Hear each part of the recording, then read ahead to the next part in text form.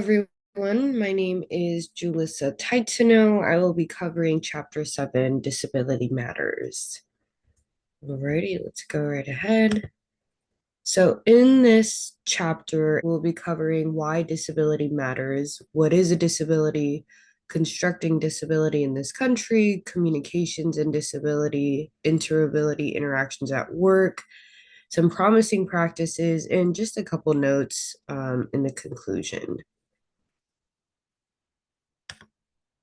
Alrighty, moving right along. So let's be real. The author starts our thought about why disability matters by reminding us that the first concerns regarding normality typically start when you're in your mama's belly.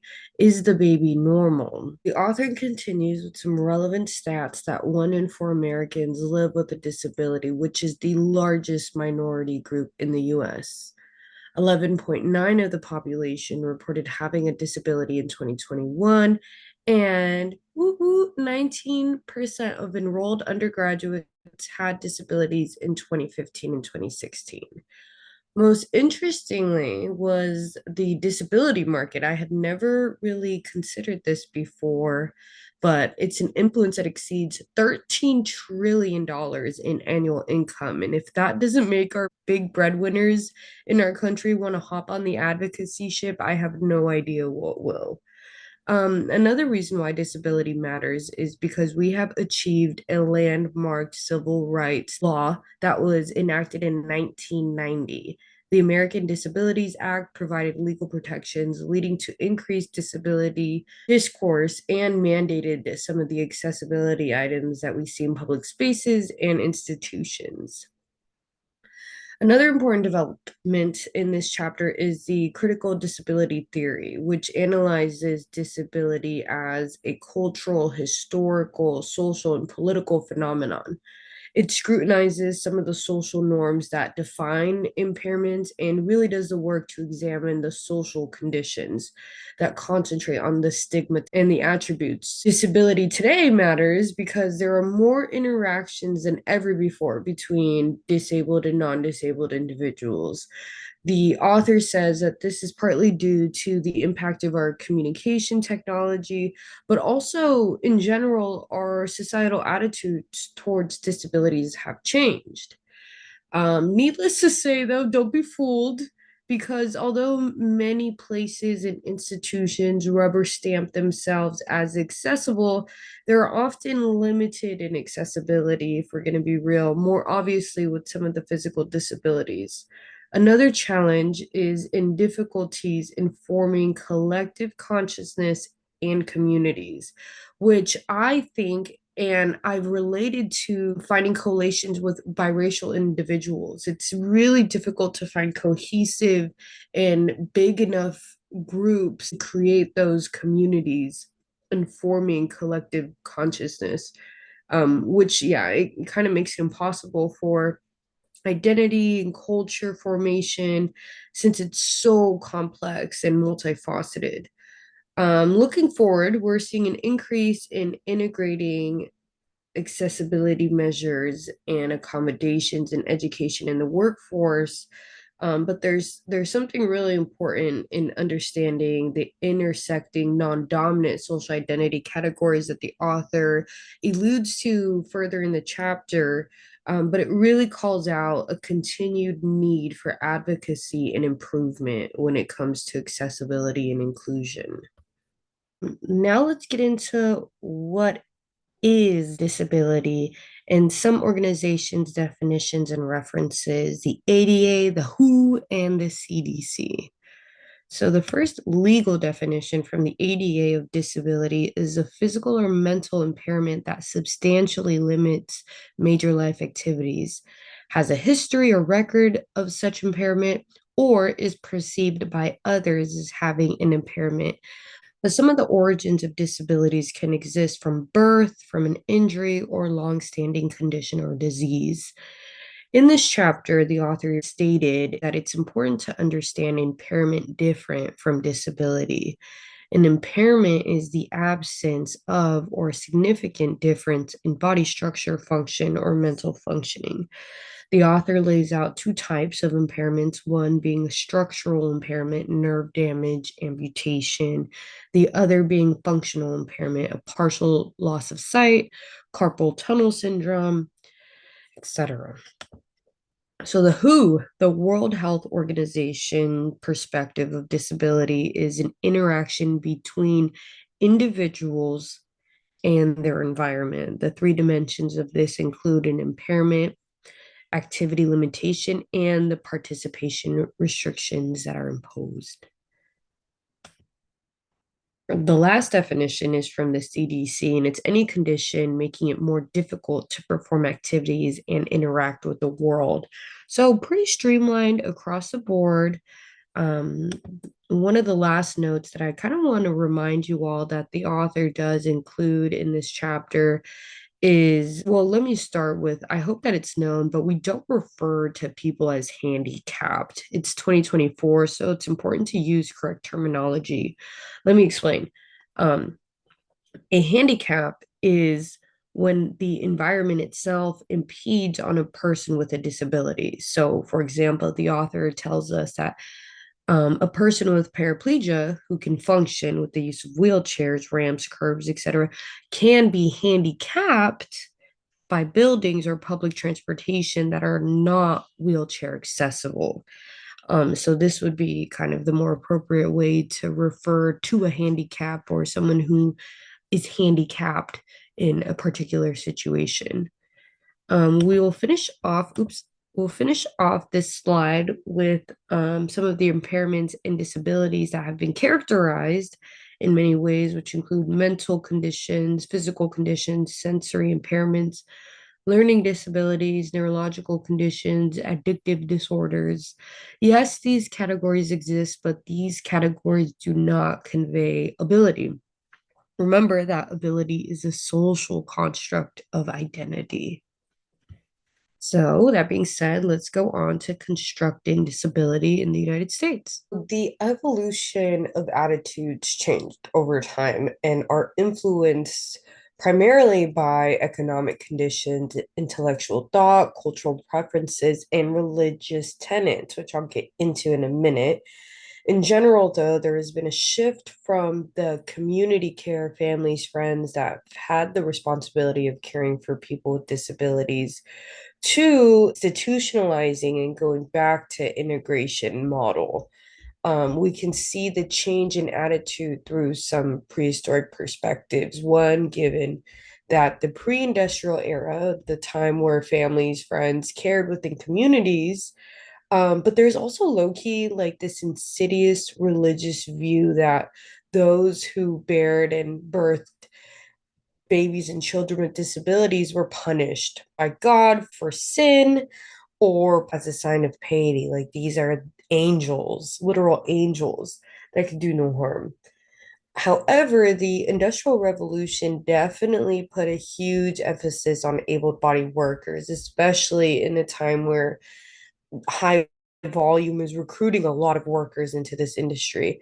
We started to see bodies as extensions of machines and thus needed to be perfect. Disability in this realm was constructed as rather a personal medical problem if the government didn't see and determine that there was a quote unquote actual impairment.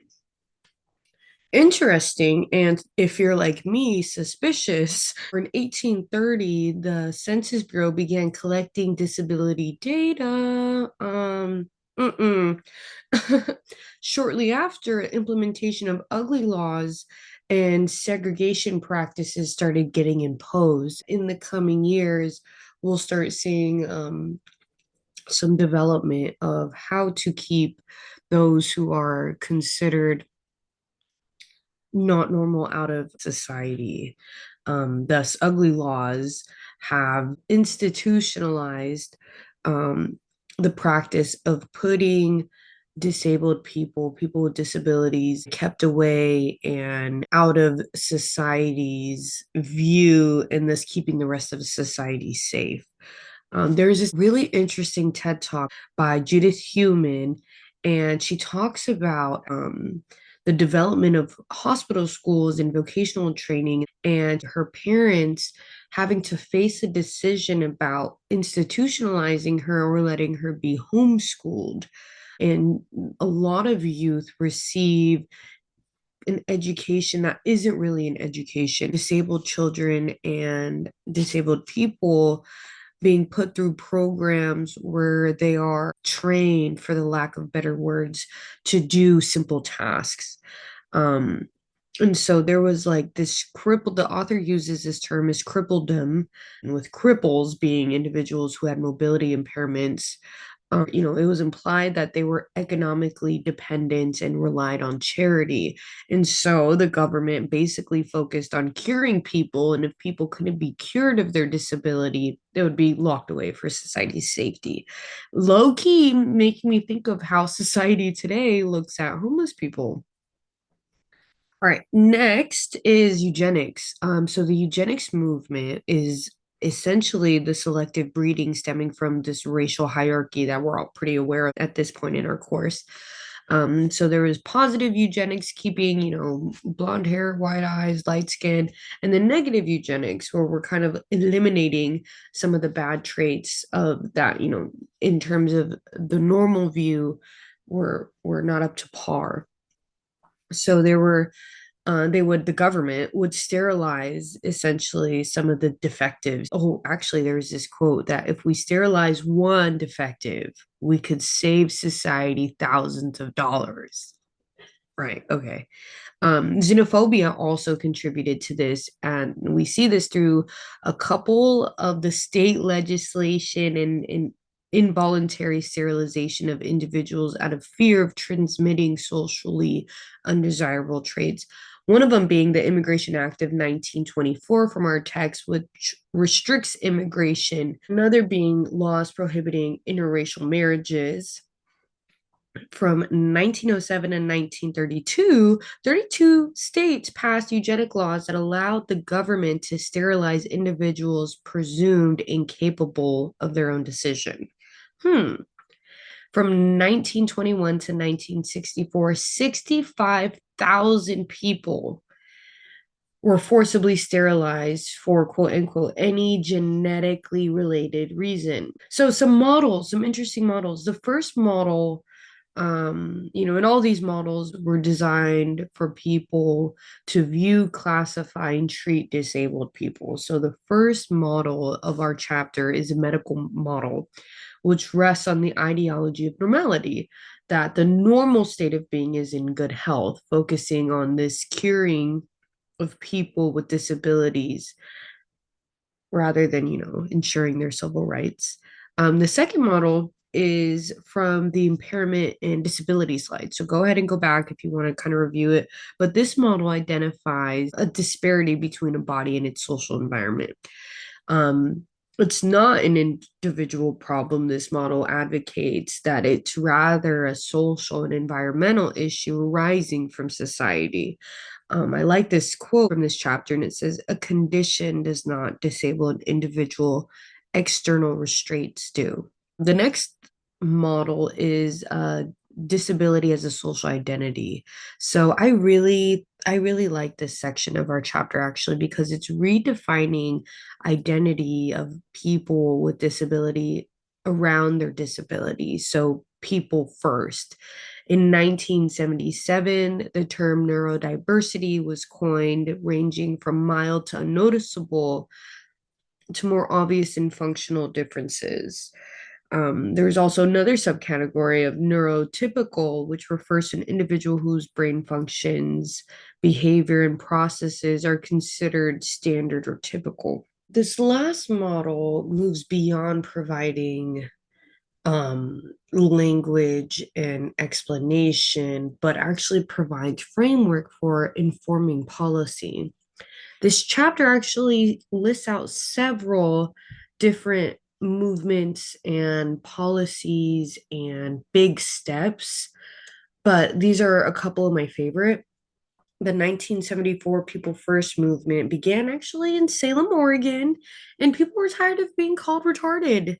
I pulled a quote that was, "We are people first." And so that kind of encompasses the entire movement in which we put people at the center of their disability and we put them on the public facing part in practice in terms of the evolution of the movement is it reminds folks that these are human beings, right? We're all human beings. Um, the other one was 1988. Gallaudet University for the Deaf and Hard of Hearing protested for their first deaf university president. Yay to representation.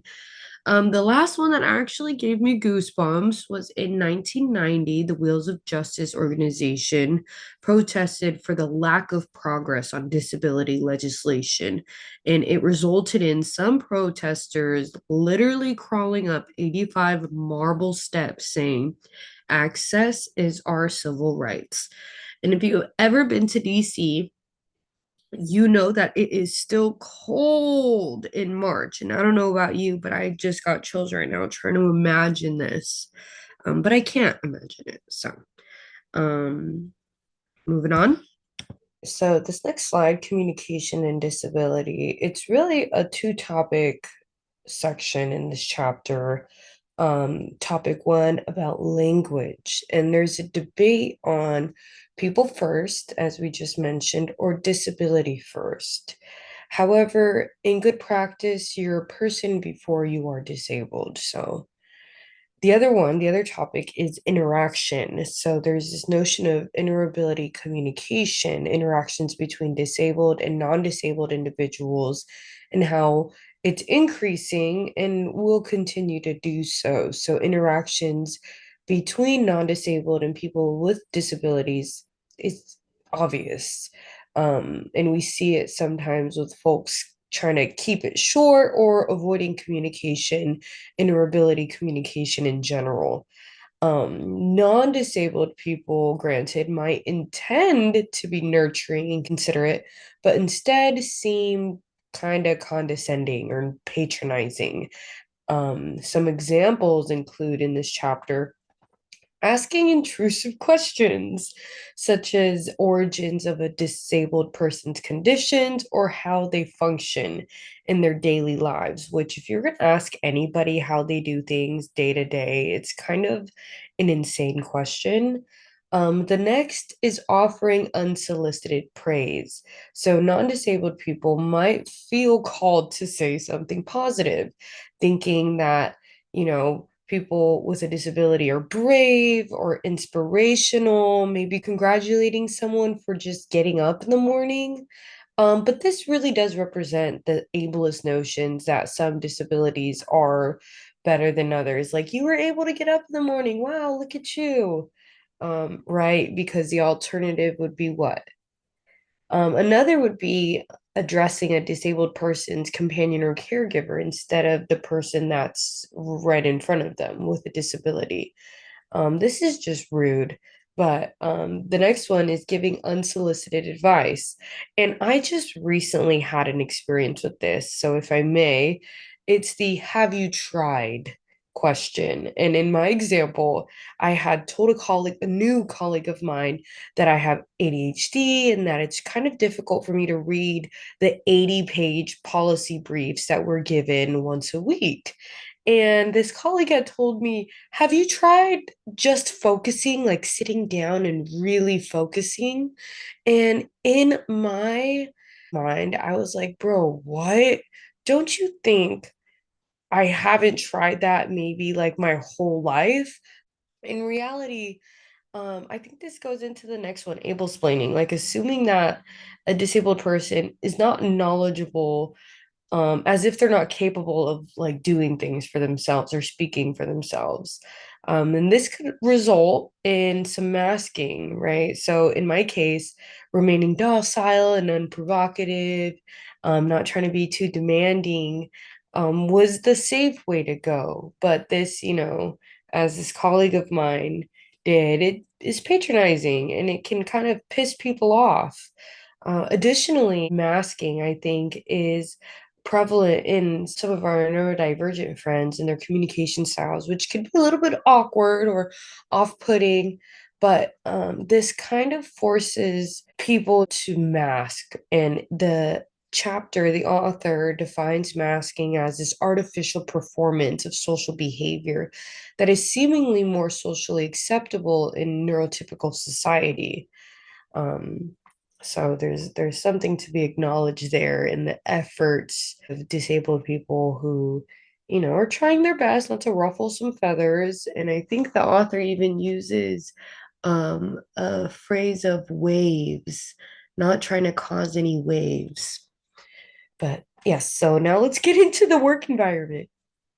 All right. So there were a couple of things from this section that resonated and low-key triggered.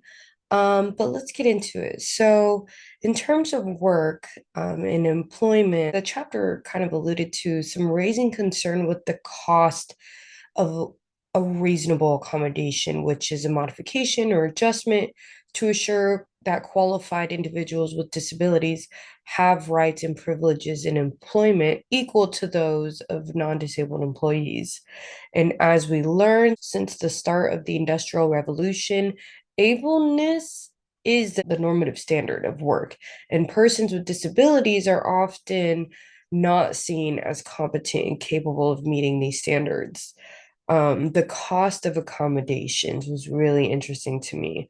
The author says that it's typically $500 or less, but this cost outweighs the benefits that are gained when employees receive accommodations, which is pretty problematic. And then the last notion that resonated with me a lot in this section was that there are issues that, in terms of generalizations, that assume employers are responsible for hiring folks who are fast, who are able, but high productivity and low supervision is not that far from our non-disabled employees. Um, so, false assumptions. Next slide. Promising practices. I was really excited to see the Disability Equality Index, which is a comprehensive benchmarking tool that helps companies to build roadmaps and frameworks of specific measurable actions for achieving disability inclusion and equity. In 2022, findings illuminated out of the 415 companies that they used that 30% of companies' top leadership, including senior executives, were known to be a person with a disability. What? And over 80% of these companies offered additional wellness benefits, which included nutrition, mental health, fitness, and sleep. Last is conclusion. Just to wrap it up, disability is a complex, socially constructed aspect of social identity based on human developed hierarchies. And so, as we've learned across time, attitudes towards and treatments of people with disabilities have fluctuated.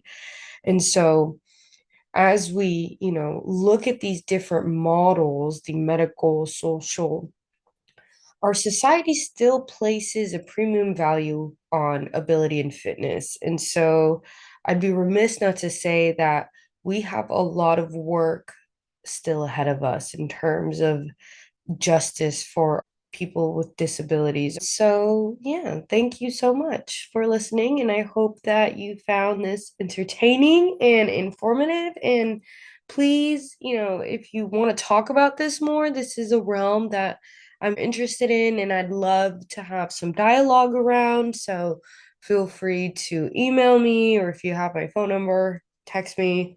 Yeah, thank you.